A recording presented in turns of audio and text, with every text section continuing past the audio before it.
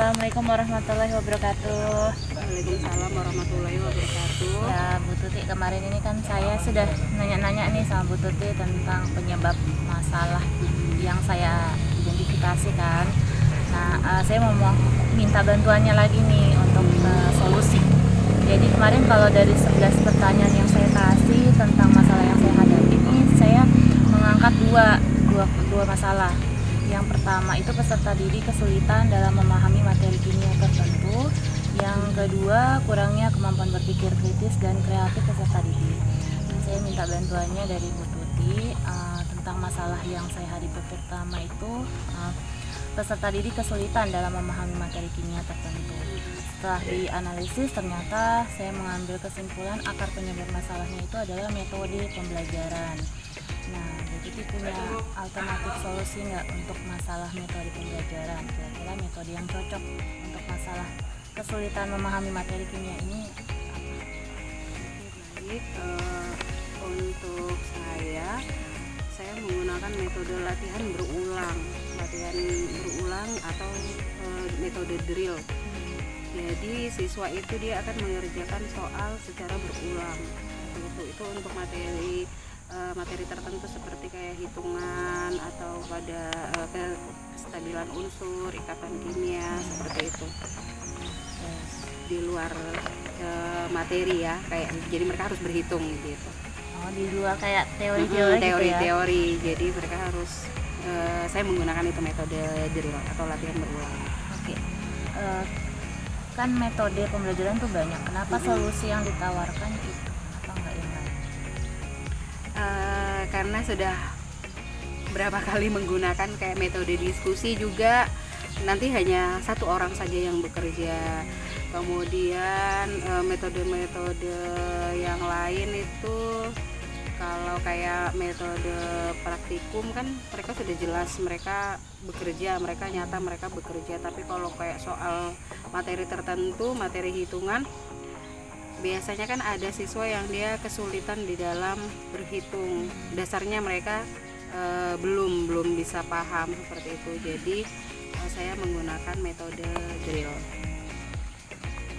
Jadi kelebihan dari metode ini sendiri apa?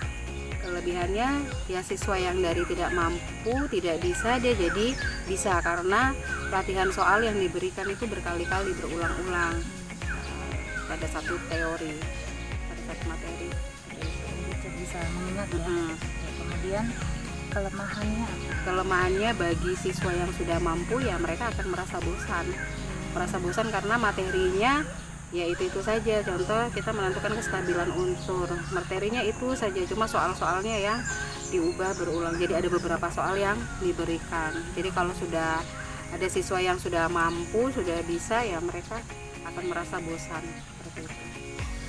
Selanjutnya ini masalah yang kedua ya, tentang kurangnya kemampuan berpikir kritis dan kreatif dari peserta didik. Di sini akar penyebab masalahnya yang saya dapati itu adalah strategi pembelajaran.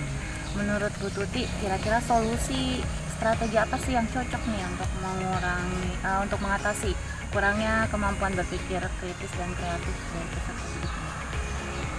Mungkin solusinya bisa menggunakan strategi berbasis masalah ya, seperti itu.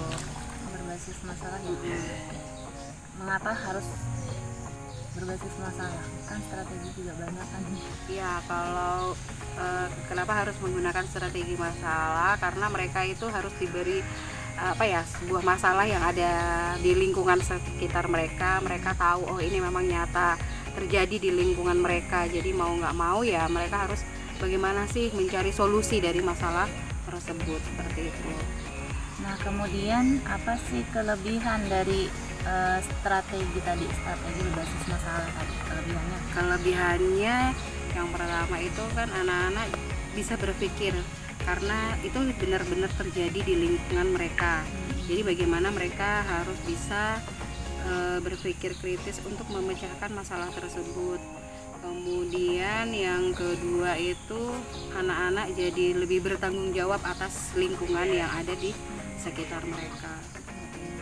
Kalau kelemahan dari strategi pembelajaran ini sendiri apa? Kelemahannya mungkin ada beberapa siswa yang mereka memang dasarnya sudah tidak mau mencari informasi, kurangnya informasi, jadi mereka tidak tahu limbah tersebut itu. Contohnya pada pabrik tahu itu kan pasti ada limbahnya. Limbah tersebut tuh mereka mau apakan, mereka tidak tahu, seperti itu. Kurang minat membaca, mencari informasi, seperti itu.